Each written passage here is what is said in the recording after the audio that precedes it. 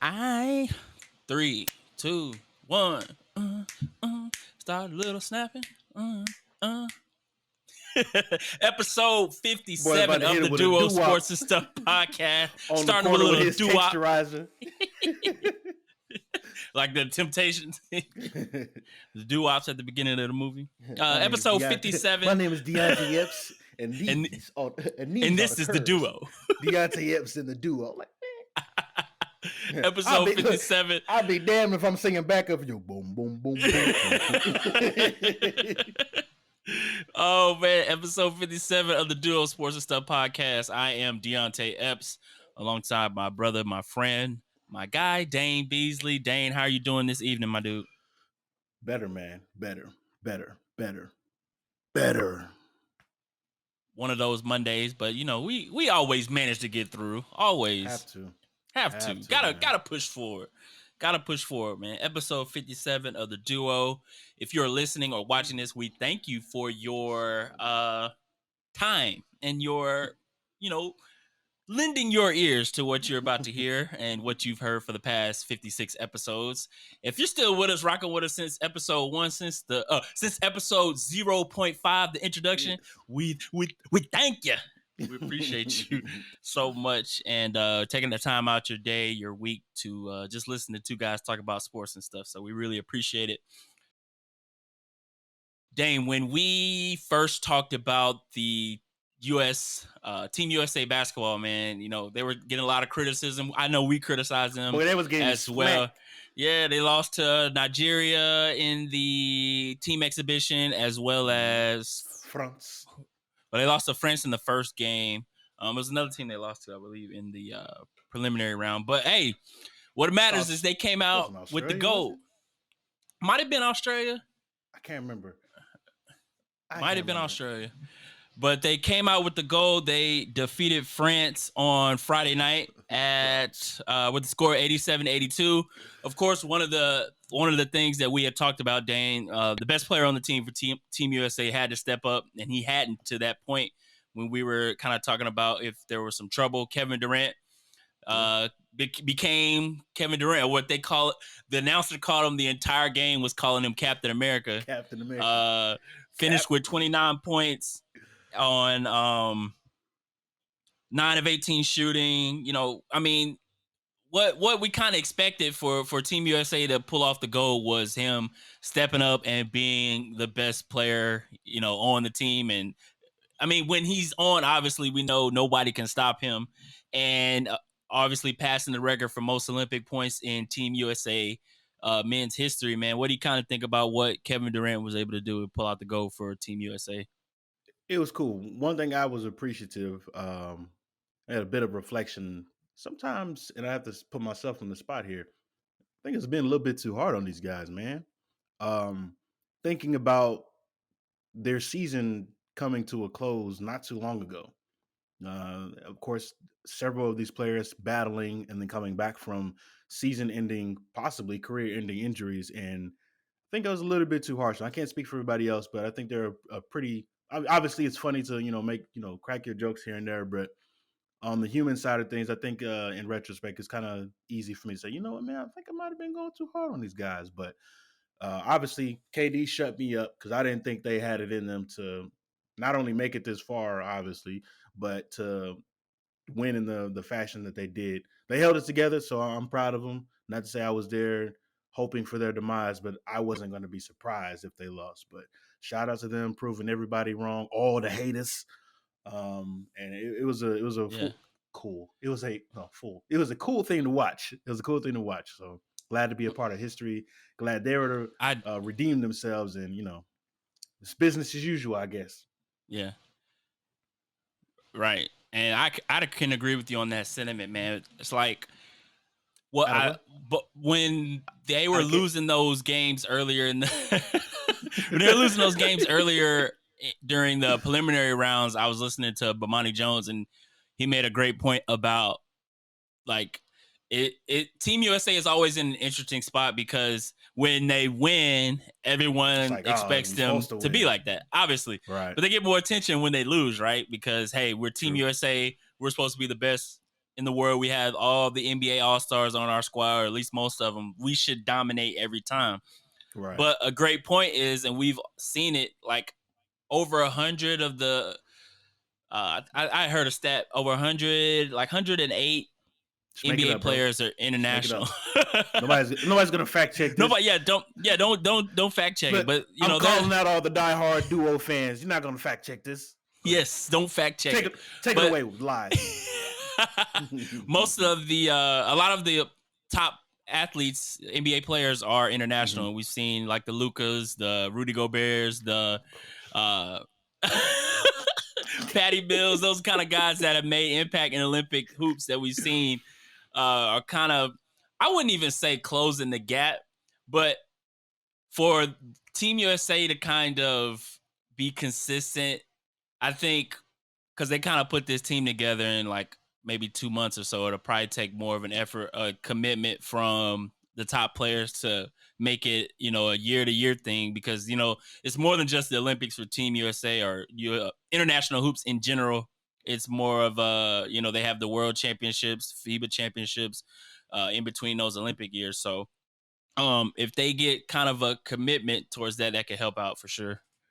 It speaks to the level of competition in the NBA. How year to year, there's always, even though you have your top guys, you have your LeBrons, your Stephs, your KDs, it fluctuates. You never know who the guy is going to be each year, and for that to be the case, there has to be a level of, not only a level of competition, but just a level of the next man up type of thing. I think it's a cool thing to see. Not only them stepping it up and along the lines of building that chemistry that they needed to pull it together, but I think on the NBA side of things, officiating wise, they took notice as well, and we'll see some changes here in the near future, and how this particular international competition, you know, we see every 4 years, how that shapes the way that the NBA needs to be playing. So that's just my. Well, the NBA had already announced that they're going to try to. They've already directed the refs to start not calling the flops and the extra, you know, diving in for a shot on the foul shots and stuff like that, which they're trying to implement already in the summer league games that have started recently. But to go back to your point about the international play, I mean, you could argue like the top 3, maybe 4 players in the NBA are international. As far as Luka, you got Giannis, reigning MVP, the Joker, Jokic. So like it's a good argument that, you know, the range of what Team USA is used to dominating Olympic after Olympic. I mean, they've won 4 straight golds now for Team USA since that debacle back then, but it's not going to get any easier for them. Deception. Like the way Disgrace. that they had to, where they had to fight for this gold. These are the L's will be tough in our face. Yeah, but you know what song I'm talking about?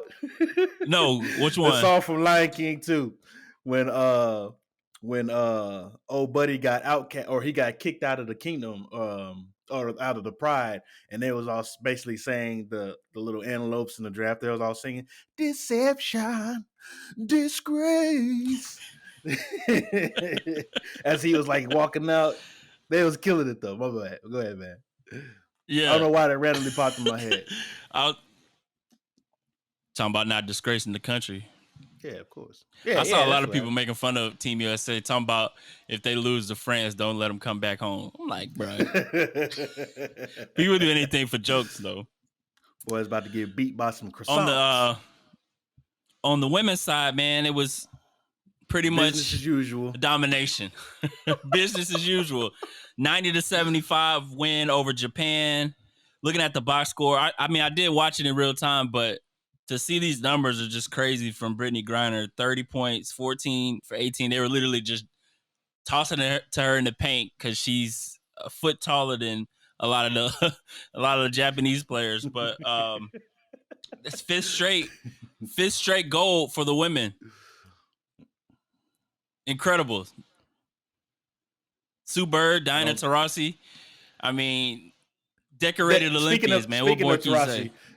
When the picture or not picture, but the highlight, and it's obviously the jokes are gonna make themselves. But she's standing there with the ball in her hand, palming that mug and smiling because old girl that's defending her can't get to it. It's like literally like when you playing basketball. Anybody who's out there who's I don't know. Let's say you're a teacher, and you get to play a student faculty basketball game against elementary school kids. You basically gonna be like Shaq.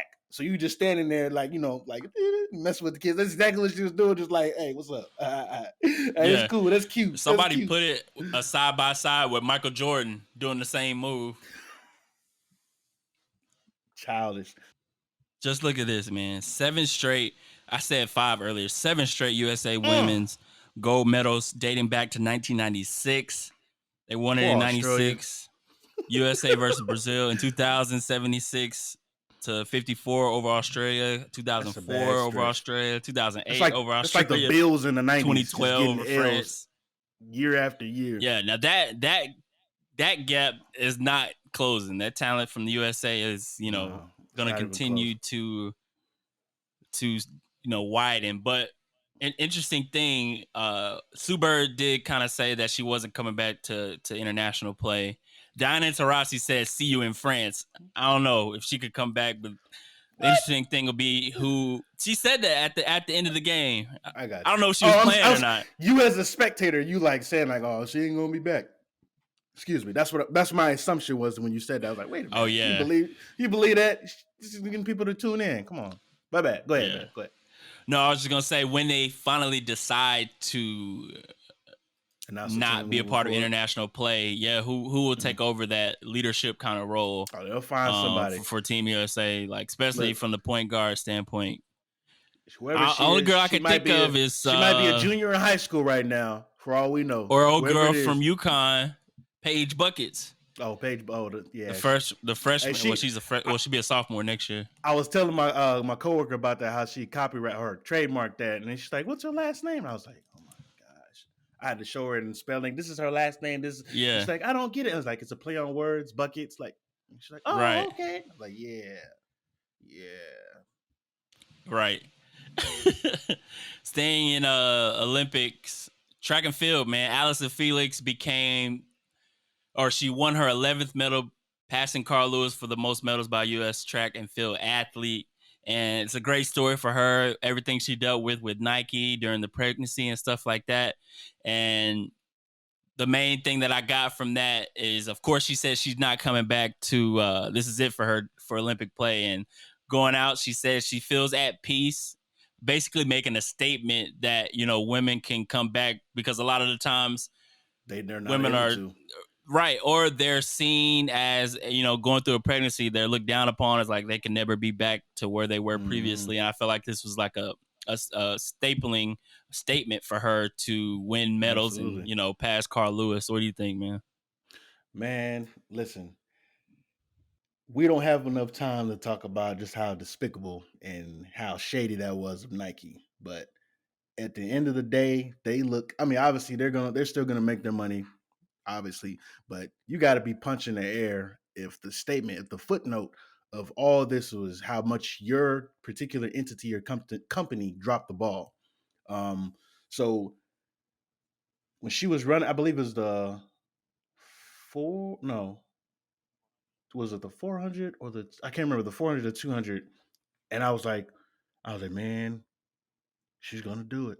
Because I wasn't even I completely forgot about the 4x4. Like, I forgot about that. So she's going to tie the record, because it was the build up to the entire Olympic Games was Allison Felix and her legacy and her coming back. And it's like, she's going to do it. And completely forgetting the 4x4, and then seeing who was on the 4x4 with her, I was like, man, this about to be great. Did you ended up watching it, right? Yeah. 4x4. Impressive, breathtaking, and most importantly, we are in good hands. We are in great hands if this is actually her last Olympic Games, her competing in if this is her last time competing in the Olympic Games, we are in good hands. But I was happy for her. As opposed to what we saw with the 4x1 men's relay. Woo! Speaking which of Carl was Lewis. not. Yeah. Carl had a few things to say. Well, apparently, rumor has it that they never practiced together, which I don't get. Speaks to arrogance. Like, how does that happen? Coaching. You think it's an arrogant thing? Well, in the standpoint of we don't need practice type of deal, like all I got to do is show up. Not to say that was the athlete standpoint, because I'm sure that wasn't their standpoint, but for the sake of that's a coaching thing, man. It starts at the top, leadership.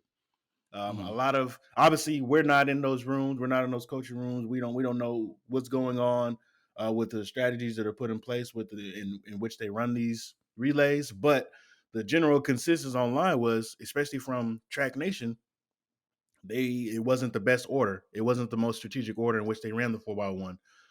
But obviously, practice does help.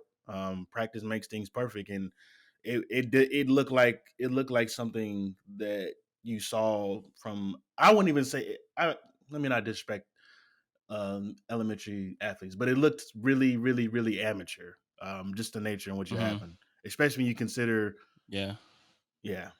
It looked bad, but and even if guys got like Carl Lewis come out and kind of agree with that, bro. Like you can't doubt that guy. He was pissed. There's so many things. Did you see what Trayvon Bromell had tweeted? Oh no, what did he say? He was saying he was there at the Olympics injured. He was hurt. He's running hurt. So I don't know what the extent of that was, but he was basically saying how bad he felt about being a disappointment and how he was injured. I don't know what the injury was per se, but he had tweeted that. So, I mean, I definitely think that, I mean, it's 3 years till Paris, the Paris Olympics. They better, man. So that's going to be a story to watch to redeem. Like, you can't do any worse than that.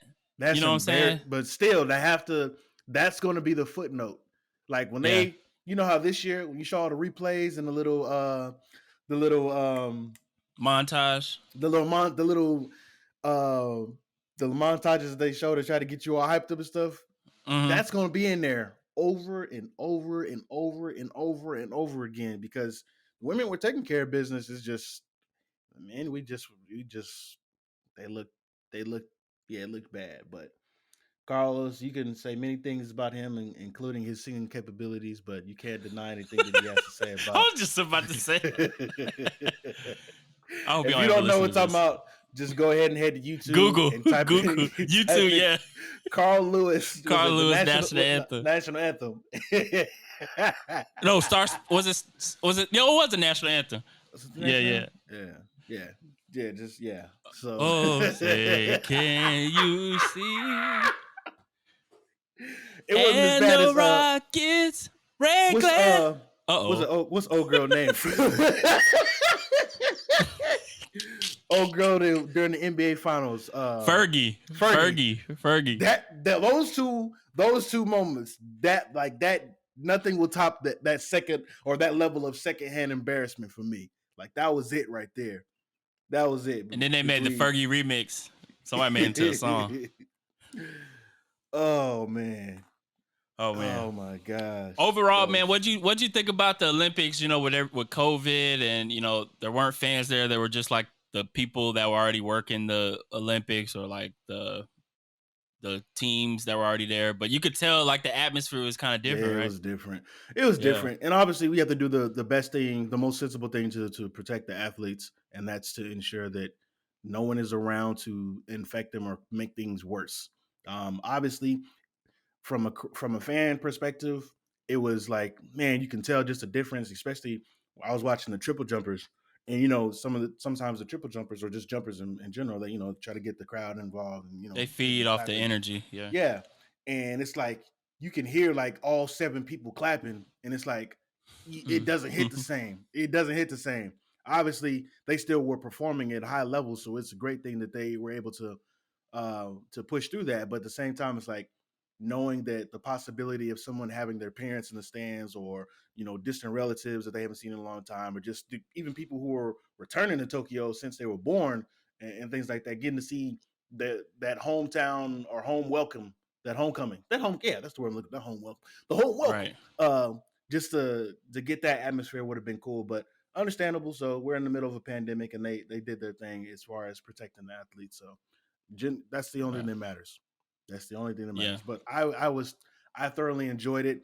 Shout out to NBC, bro, because I don't know how y'all were watching it, but me, there are particular times I wake up early, to catch it. It's something I really wanted to watch, sprint relays and stuff like that. Like the app would give you a little notification. Obviously, that's really, that's real. I guess it's the simple things that make me that pretty much I get excited about, and that was excite me the most. Yeah, and then just being able to get the replay so easy. Like I remember in past years, you'd have to scroll and scroll and scroll and scroll and scroll. Like, oh wait, I think the event's about to come on.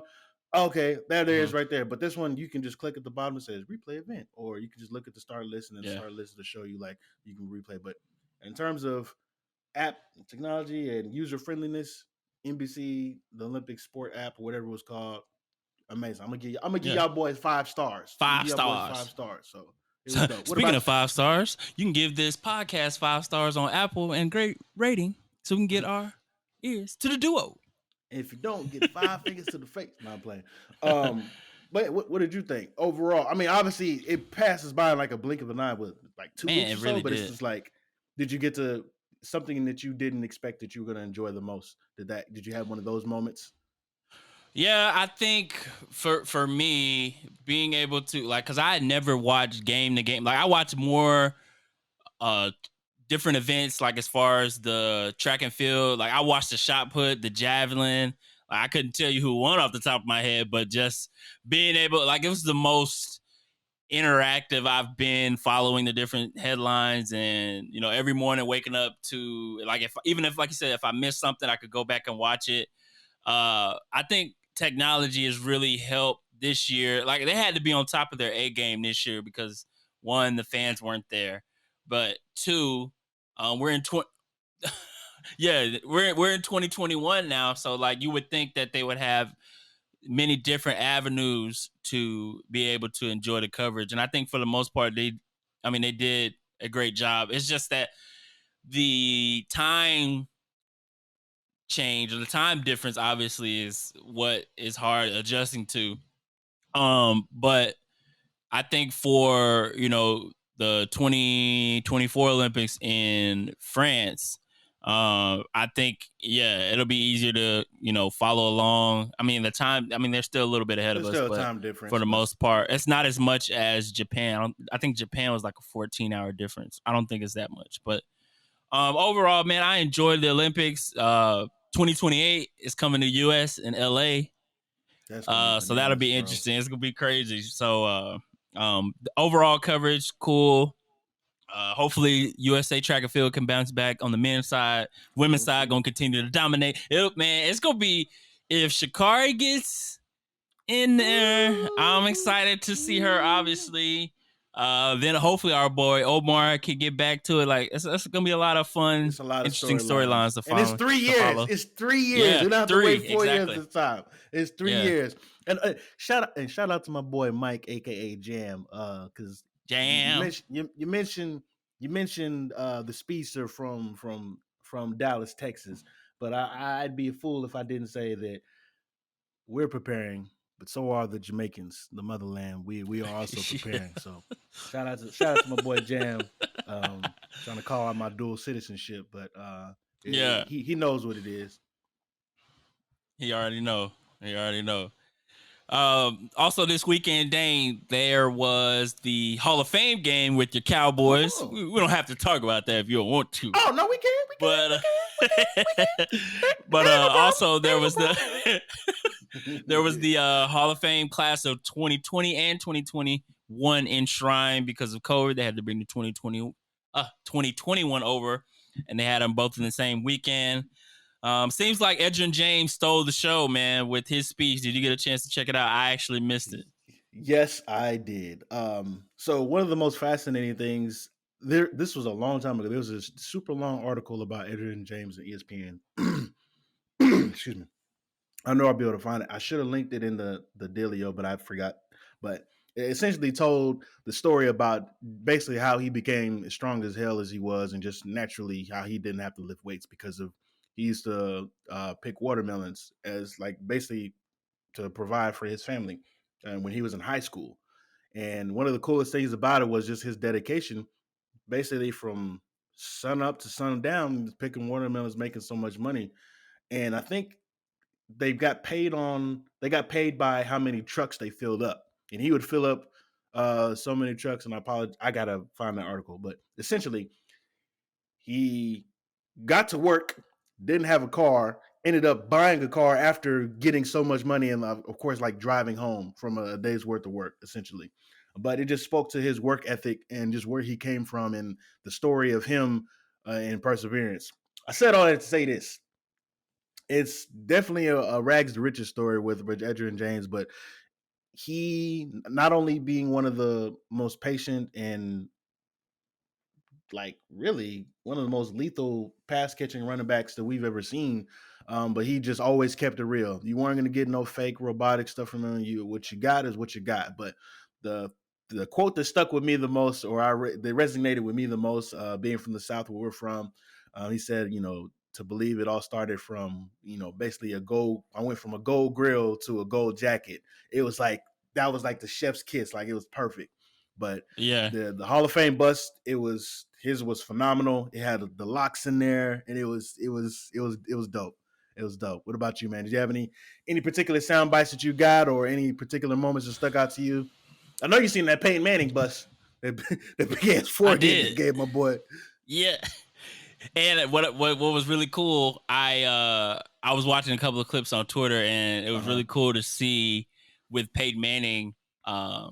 His dad was there for him, which was great. But also he had his son there. Peyton Manning had his son there signing autographs, and that got me to thinking. I'm like, man, we about to see this kid in like 15 years. He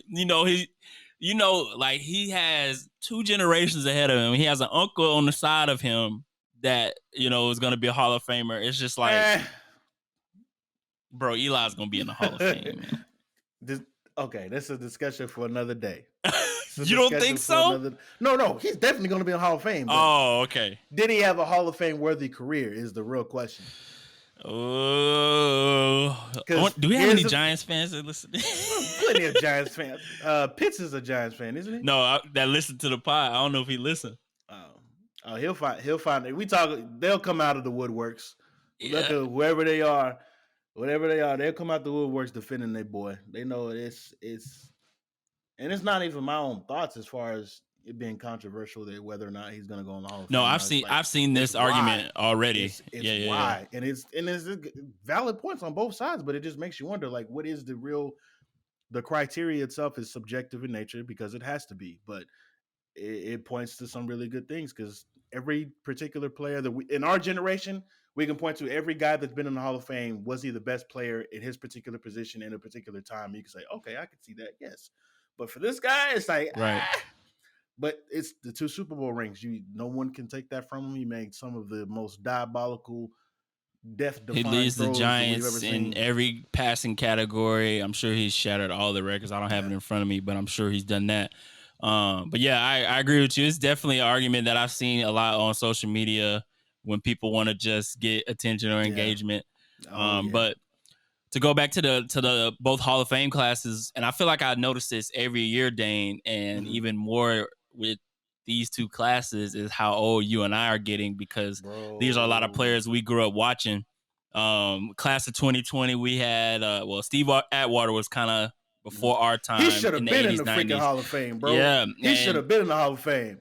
Yeah, like, he should have been in there. My bad. That's your boy. You can talk about it. But in terms of the way he played, skills, in terms of ball skills, like that's a ball hawk. When you go like the Brian Dawkins that came after him, the Troy Polamalu's, like now you can't play the way he played, but he would take receivers' head across the middle without hesitation. Yeah. You got Steve Atwater, but guys like Isaac Bruce, Steve Hutchinson, Edgerrin James, and Polamalu in the class of 2020 were like, players that we grew up watching, man. Yeah, and, man. With the 2021 class, Peyton Manning, John Lynch, Megatron, like Calvin Johnson is a Hall of Famer, bro. And he was on the cover of Madden in like 13. And of course, he had a lot of miles left in the tank when he decided to let it go. But like, we're old.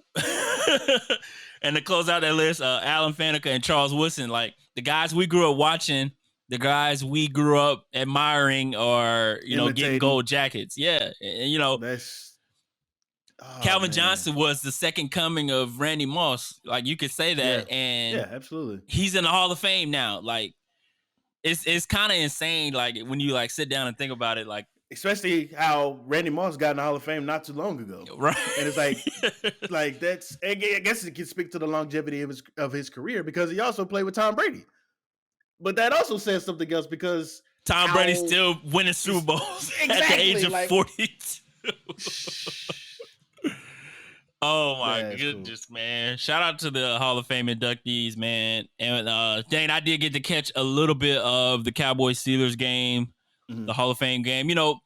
They cut down the preseason games from 4 to 3, but you guys, the Cowboys and the Steelers, will end up playing 4 because Hall of Fame game as well.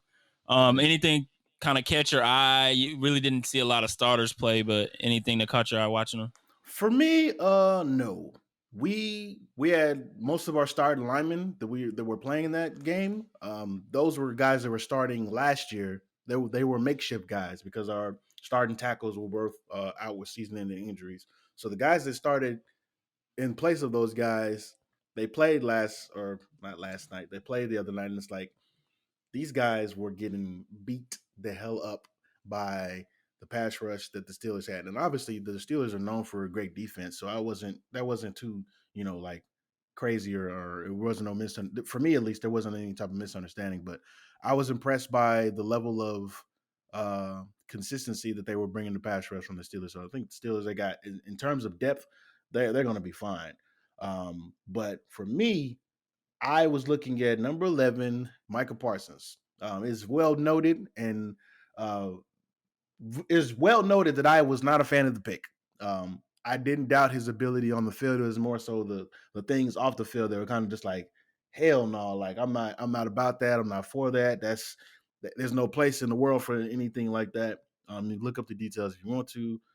Just make sure you're not eating any food at the same time. But on the field, dude was wrecking havoc, and he was everywhere where the ball was at. So that was impressive for the most part. For me, that was the only thing I was looking at in terms of what the rookies looked like, and they were decent. Obviously, no one's gonna get a gold jacket after their preseason debut. So let's stop making these stupid comparisons and these crazy arguments about how well somebody played. It's a preseason game.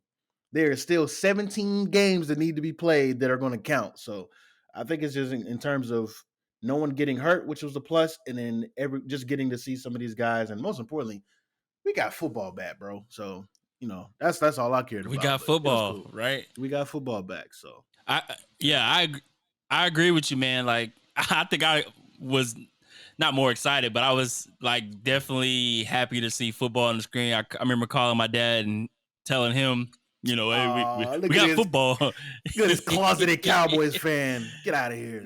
We don't need you. Chill. Chill.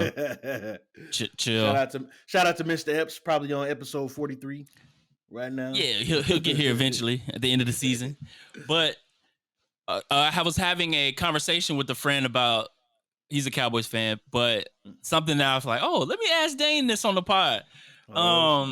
About Dak Prescott. Obviously, we weren't going to see him play in the Hall of Fame game, but there are reports that maybe his injury, or not injury, but maybe it's more to his arm or shoulder situation than the Cowboys are letting on. If he is not practicing soon, has he been practicing? Do you think it's more to the injury situation than the Cowboys are letting on, or you think it's just a thing where they just did? Oh, okay. Absolutely. We not even a year ago, Leighton Vander Esch. Oh, he's going to be out for day to day with a neck stinger. A few weeks later, boom, this man had to have neck surgery.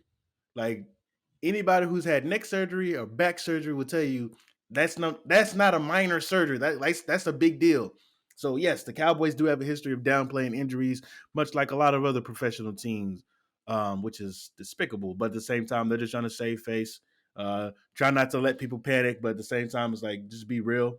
I think if you're honest with people, it plays out a little bit better in your favor. But obviously, Dak,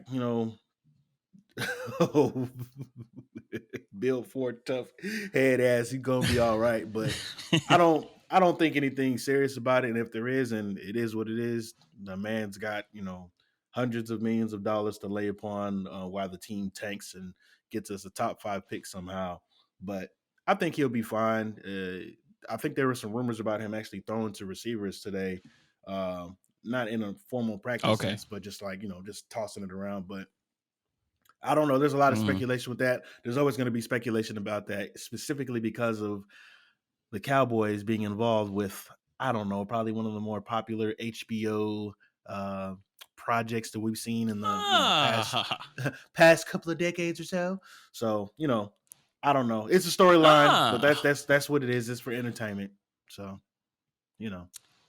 Speaking of which, Dane, you mentioned my next thing.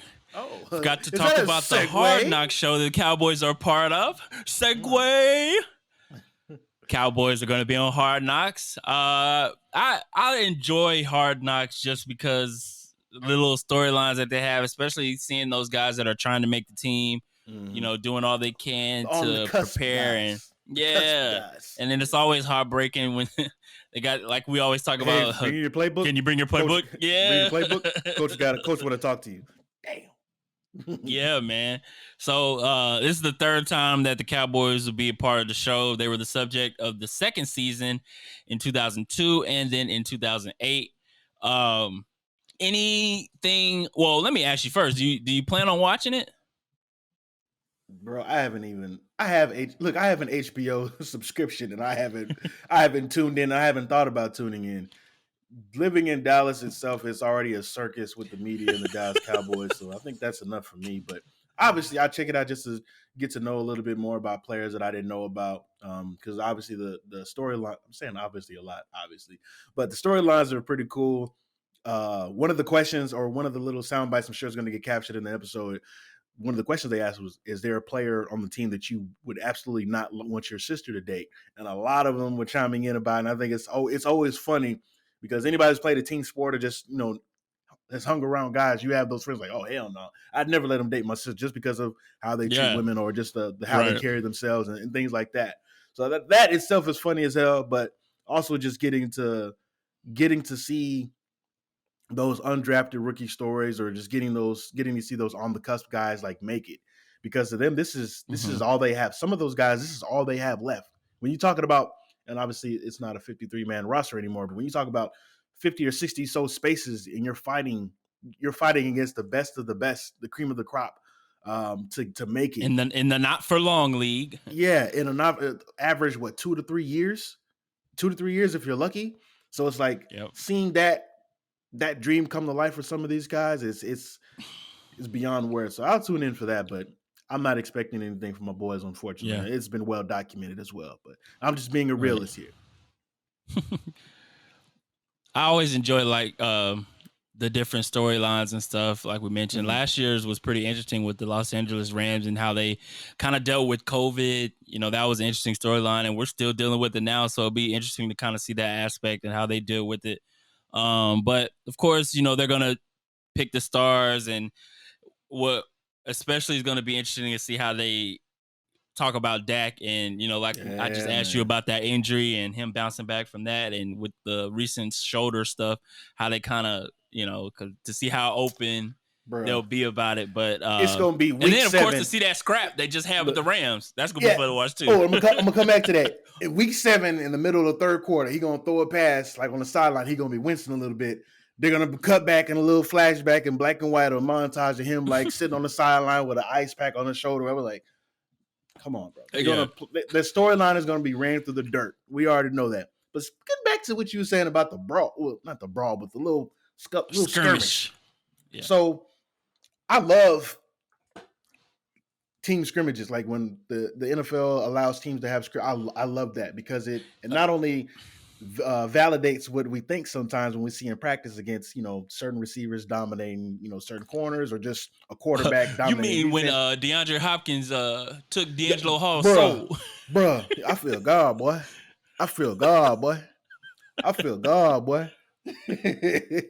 Bruh. And put him out with I think it's Achilles injury he put him out with? Something. So he was out of there. And pride as well. Yeah. Oh, yeah, definitely. He should. I mean, DeAndre don't be messing with nobody, bro.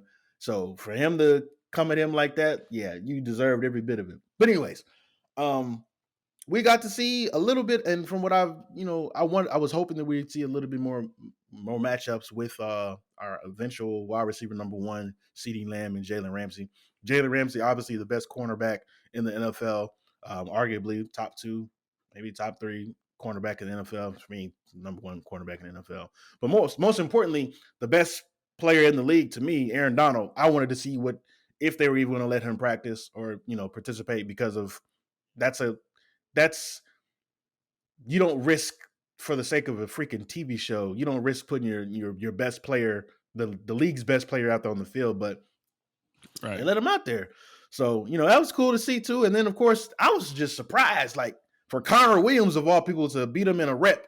And obviously you were just talking about him recently. Yeah. Like I was just talking about the dude recently. Like, I'm like, man, so used to seeing this, like, it's not funny at all, but since he's been drafted, dude's been getting bullied, like, pretty much by, everybody, getting put in the lap of the quarterbacks pretty much every game. Not every game, but consistently enough. But there isn't a soul that has completely extinguished Aaron Donald.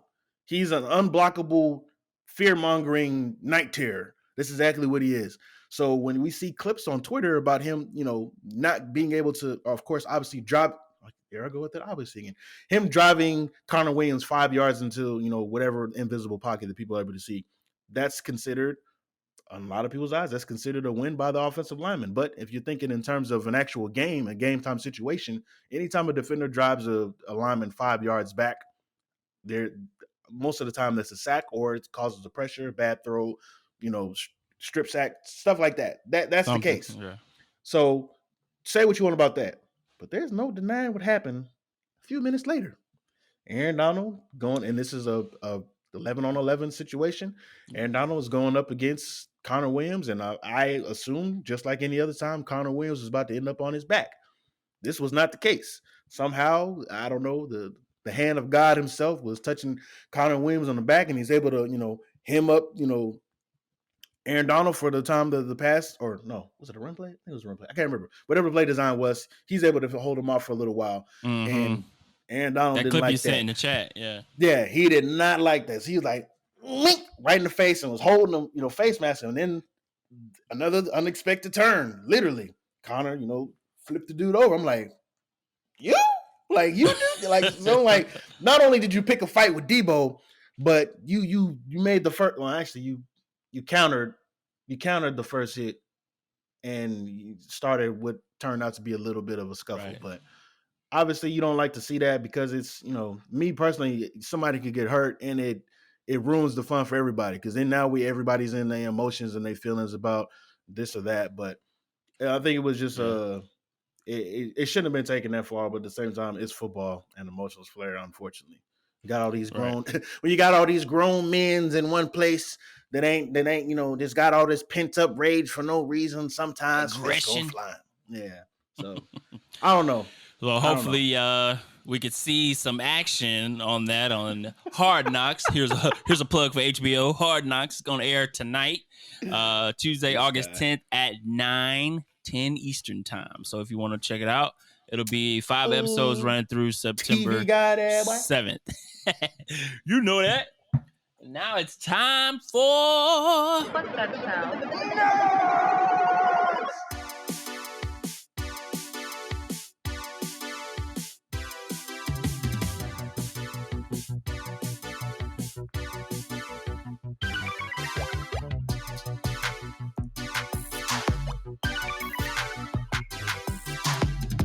A nerdy news segment brought to you by our guy Keith. Keith, thank you for the music, my guy. Shout out to Keith. The Suicide Squad came out this past weekend. James Gunn directing it. Well known for, his MCU take on the Guardians of the Galaxy. Spoiler alert. Spoiler alert. Spoiler alert. I always forget the spoiler alert. You good, man. That's what I'm here for, my boy. Got you. Thank you. Thank you. Suicide Squad, you know, the Suicide Squad, or excuse me, this is the Suicide Squad. Previously, there was Suicide Squad back in 2016. This is kind of like a soft reboot of the movie with a little spin on it coming from James Gunn. And when you watch it, and I'll say my first impressions, I'll go to you. It reminded me of Guardians of the Galaxy, but a lot more blood and gore. And you could tell that it was a James Gunn kind of spin on it. I felt like there were, like, we've seen the DC as far as being more of a dark experience as far as the grit and not as humorous, but there was a lot of jokes in this one, a lot of humor. One thing I did like was there was a ton of action, which you could expect from the Suicide Squad, but right. Spoiler alert again, the way it started was completely threw me off guard. Unorthodox. And what I liked about it, and what I liked about it, it was like a lot of characters that we didn't expect to go died really early. And like from the jump, I'm like, oh, okay, so stakes are high. Yeah, stakes are high, and any character can be going like that. But it just reminded me of a very violent Guardians of the Galaxy. Because when we first saw the Guardians of the Galaxy movies, it was more like misfits, right? Misfits coming from different parts, teaming up for a mission, right? And this is kind of like the same kind of deal. Obviously, these are villains or anti-heroes, so to speak, teaming up for, the mission or whatever before they die. I mean, we've both been critical of DC movies so far. Absolutely. And I will say this. I enjoyed this Deonte. movie a lot. I will say it's the best DCEU movie so far. Oh, it's a bold statement there. I think I can't disagree with you after the first watch. After the first watch, I cannot disagree with you. But I'm gonna, full disclosure, I have a tendency to overrate the hell out of movies when they first come out. Every time a movie come out, like, man, that's the best movie I've seen in a long time. 2 weeks later, hey man, that might be a top 5 action flick I've ever seen in my life. So I'm taking this with a grain of salt. But at the same time, I like the ragtag C team. I can't even say the B team. These guys are the C team. The ragtag C team coming together to save the world type of deal. I loved it. I'm glad you gave me the warning about how gory it was, because I was telling me and the wife were supposed to watch it together. But it didn't end up going that way, because I know this is my homework assignment for the podcast. And I was like, hey, babe, I need to watch this. And she was like, well, just go ahead and watch it. And I was like, all right, you sure? All right, cool. And then eventually when I started, because I didn't finish watching, so I got home from work today, and I was like, oh, God, oh, my God, yeah, you wouldn't have been able to watch this. And this is somebody who works in the medical field. Like, she works in the medical field, so this stuff, like gory stuff like this is nothing. This is nothing to her. But it's different, like when you see it in a movie, like, yeah, bro. Like, I was like, dang.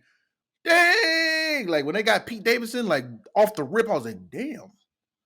They turned that boy's face into meatloaf, bro. Like somebody took a bite out of some meatloaf. Yeah. That's what it looked like. But yeah, I love the movie. The concept, it was dope. What more importantly to me though, Harley Quinn was phenomenal. Like, what's her name? Was it Margaret? What's Robbie? Margaret Robbie. She. I don't know if she was born to play this role. I don't want to sell her short, because she's a talented actor. But that's Harley Quinn. That is Harley Quinn. So she did it. She did the damn thing on that one. It was just kind of cool to see the power dynamic between the leads though. Between was it Peacemaker and Bloodsport. Like you could kind of tell, like eventually they were building up to something there, but I was like, nah, there's no way. But it made sense if they were gonna have these two separate teams with two separate missions and not being aware of each other, for them to be something else at play. So that was kind of cool too. It was good. The villain itself, no, I can't even say it was a main villain.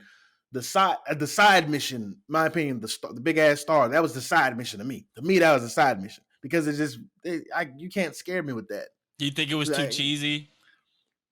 I think it was on par. It was definitely on brand. It was on brand. it was on brand. It couldn't scare me, but just the threat of mind control in a sense, or having your body neurologically taken over. I guess it's scaring and deafening to somebody. But I was like, come on, bro. That's Patrick But Star you know right what? there, bro. But ain't it funny like how it always comes back to the government being evil? Like I feel like in a lot of movies, don't they always do that? It's always like the government behind it. Like it's the man. Yeah, the man holding us back. But going back to that dynamic, I think John Cena did well. His comedic timing. He was in the movie? Oh, you're right. I didn't see him. I didn't see him. Sorry, guys. I had to throw that corny joke in. I apologize. Can't see him.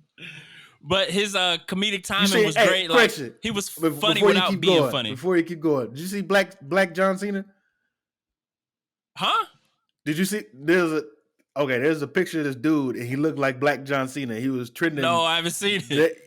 After this podcast, go on your Twitter. I'm gonna actually go ahead and keep talking. I'm gonna see you the tweet. Don't look at it until after the podcast. All right. But for those listening, go ahead and head over to Twitter. If you don't have Twitter, download it.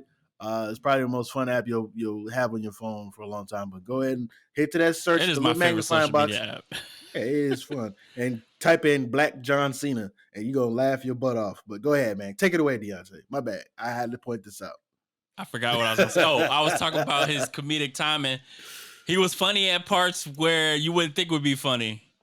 Absolutely. And then his dynamic with Bloodsport was pretty cool too. He just did his job. Like, obviously with any role like that he takes on, like he's very versatile in what he can do. And him taking the leadership role of the Suicide Squad and eventually going through what he had to go through. I'm not gonna go through every little detail, but overall, man, he was a great, I guess you could say protagonist in this kind of anti-hero kind of dynamic. Trying to think of King Shark was pretty cool too, and Polka Dot Man. Yeah, Polka Dot Man. And they had to do Polka Dot Man like that. And when they first that's what he wanted in the end. I knew nothing about the character. I knew the actor. The actor is a phenomenal actor. But I knew nothing about the characters. So I was like, okay, what's his power? Then I found out, I was like, damn. Interdimensional, power. I was like, okay, what is the plot armor? What's going to be the issue? Because people like that shouldn't have. They should, and essentially, he's an unlimited source of power, firepower. Based on for those who don't know, he can shoot polka dots that explode. Yeah, he can shoot exploding polka dots, interdimensional polka dots, or whatever. So. Do with that information what you will. But I was like, how are they going to dumb this guy down, or how are they going to, nerf the dude? And sure enough, he ended up getting stepped on and killed. I'm like, come on, bro. Yeah. So yeah, but it speaks. One of the cool things about it, it not only speaks to some of these lesser known heroes or anti-heroes, but it speaks to the level of, it shows us what the role that trauma does to all of us, even superheroes. Not only traumatic situations have a place in your Supermans and your Batmans of the world, but they also have a place with your villains. Sometimes your villain is just a bad family situation, one too many family situations gone bad. And obviously there's no reason to, do bad things in the world as a comic book villain, but it adds another layer to their motives as well as their motivate. That's the same thing, dumbass. Okay, it adds an additional layer to their motives and their backstory. So it was just kind of cool to see how that played a role in pretty much everybody. So I got you. Also, Viola Davis playing Amanda Waller again, like she did in the 2016 version. Amazing job. I mean, obviously another great, performer and actress. Every role she takes, she embodies it. Like, Amanda Waller is known as a character. She make you hate her. She made exactly you hate exactly her. what I was gonna say. Yeah. She embodied the character just like she did in 2016. And overall, man, I feel like I give this movie an 8.5 out of 10. It was I'll backtrack on the best one, but it was my favorite DCEU movie that I've seen. Of course, when Batman and Superman came out, I actually enjoyed it because it was Batman and Superman, like the two name most brand common heroes. name brand and on the same screen. Like we never seen that before. It's Kellogg's and Tricks for Kids. It's essentially what Frosted you see Flakes, all that. Yeah. You know what I'm saying? So we got the off-brand version of supervillains in this one. So it's and like Frosted James Gunn putting his MCU kind of imprint on it. You could kind of see how, like, it reminded me. I don't know about you. It reminded me so much of Guardians of the Galaxy, which I didn't know much about before watching it, and like I didn't even think I was gonna enjoy both movies.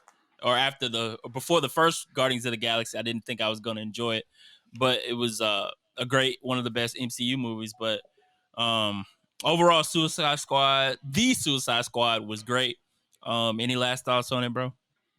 I'm curious to see what they're gonna do, because there has to be some sort of sequel based on what we got from the post-credit scenes. Both of them. One of them, not so much important, but the second one definitely important to me. Yes, so they're gonna have a Peacemaker series on HBO Max with John Cena. Oh, I did not know this, but that's good to know. Yes, so I like staying in the dark about some goes stuff. In with that post credit. Yeah, that's definitely good in nowadays because of everything that you can see. But yeah, they're gonna do a Peacemaker series. I don't know if I think James Gunn is directing that, but I'm not positive. But yeah, so that'd be interesting to see what they go along with that. But check out The Suicide Squad if you haven't already. Pretty good. But to the MCU, Marvel Studios, Dane, we've talked about it over the past few episodes. Marvel Studios' first animation Disney Plus show, What If, drops this Wednesday with the first episode. And I think the first episode will be Captain Carter, talking about if Agent Carter, Peggy Carter, got the super soldier serum instead of Steve Rogers. So it's gonna be fun. I think the episodes are like 30 minutes each, which doesn't surprise me. I didn't expect like 50-minute episodes. 14 minutes. But yeah, kind of like it was with WandaVision, because there's gonna be 14 minutes long, 9. bro. Yeah, it's gonna be 9 episodes. But one question I think we've kind of talked about a lot is, will each episode connect more? One of the questions we're talking about, if it connected to the larger MCU that we know. I want to know if I wonder if it's gonna connect to each other. Like, will these be separate stories, each episode, different what ifs, or like, will the what if episodes connect? So, for example, like whatever happens in the first what if episode with Peggy Carter, will it connect to what happens to episode 2, which we think is gonna be T'Challa becoming Star-Lord kind of thing, or will they all be separate? Anything you kind of expecting, or what do you think will happen in these 9 episodes? I have no expectations. I think the sky is the limit. It's going to be a very emotional trip, not only for myself, but for many others out there as Chadwick Boseman fans. But I think this is going to be pretty cool. I completely forgot about. I obviously forgot about the project months ago, until of course they dropped that nice little well put together trailer for us. So we're going to see. I think it'll be connected. There has to be. I'm sure they put a lot. Just think like everything is connected at this point. Yeah, bro. Like yeah. I don't know, but we'll find out. I'm excited about it. I have the episode down. I wake up in the middle of the night, download it before I have to go to work Wednesday, so I can watch it sometime during my work day. Yep.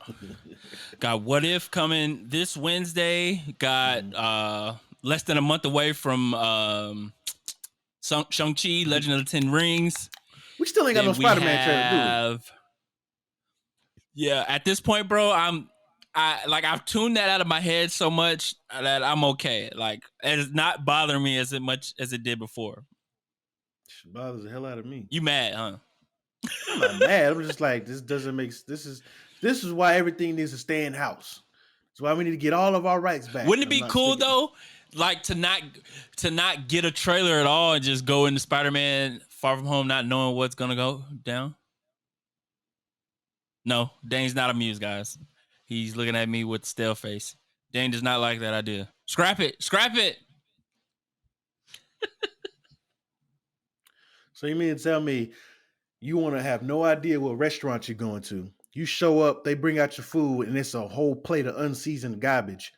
All because you didn't want to go on your website. They gonna get? Nah, let me finish. Let me finish my point. All because you wanted to just be excited by the presentation when you get there. No. I'm gonna look on the website. I'm going to the reviews. I need to see what I'm getting myself into because I'd be damned if I waste my hard-earned money on some garbage. So you think Marvel Studios and Sony is going to give us unseasoned garbage for Spider-Man? No, you just said that. Avoid that. I want to avoid that. I want to avoid unseasoned garbage. Not to say that they put out anything like that, but let's not be naive here. They have a reputation for excellence. Why stop now? Why disrupt the formula now? So it looks funny in the light. And I say this right now, and then sometime next week we're gonna get a trailer. I'm like, oh, okay. I don't know why I doubted y'all, man. I'm sorry. I apologize. Come back for forgiveness on the next episode. Yeah, exactly. Begging for and I refuse to let you go. We got that coming in December. Got Eternals in November. We got Hawkeye in November as well. The show Hawkeye series.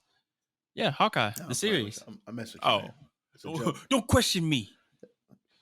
Okay. But like we always say, Marvel content continuing to bless us after the 2020 Marvel list year.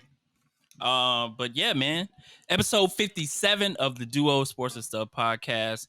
Before we want to go, we're gonna say rest in peace to Bobby Bowden.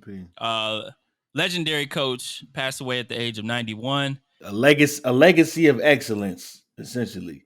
A lot of your favorite players, which you have today, or some of, maybe speaking to the older generation, but a lot of your favorite players, much appreciative. Which you need to be much appreciative of this man and what he's able to do, the vision that he had, and I'm sure that's going to live on. I'm definitely sharing how strong the Seminoles nation is. I think that legacy will certainly live on. Yep. That doesn't he do led justice, them though. to 28 consecutive bowl appearances and national championships in 93 and 1999. For 14 straight seasons, ending in 2000, the Seminoles won at least 10 games and finished ranked in the top 5 of the AP poll. Like when you think of Florida State, I mean, his name is synonymous with Florida State and what the program was back in the day, like in the 90s, of course. Like when that comes to mind, like Florida State comes to mind, it's like Bobby Bowden. Like who else, or like no other person that you can attribute that to when you think of Florida State. So rest in peace to him. Prayers to him and his family. And there were a lot of quotes going around from a lot of people, like you said, Dane, that were a part of him either as a coach or as a player under him. Bobby Bowden spoke. I know I saw Deion speak about him. But man, he lived a long and prosperous, successful life, man. And yeah, Deion said, "God bless the Bowden family, friends, and loved ones. My prayers are with you. I've lost one of the best coaches I've ever had." And he had a lot of his technique was, or who he was a person of faith.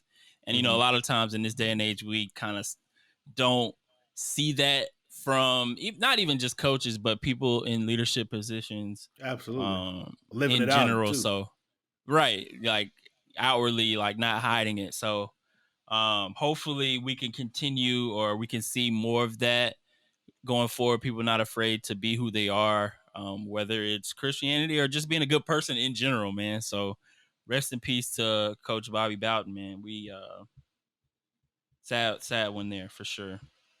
But anything you want to say, my guy, before we get out of here? Drink water.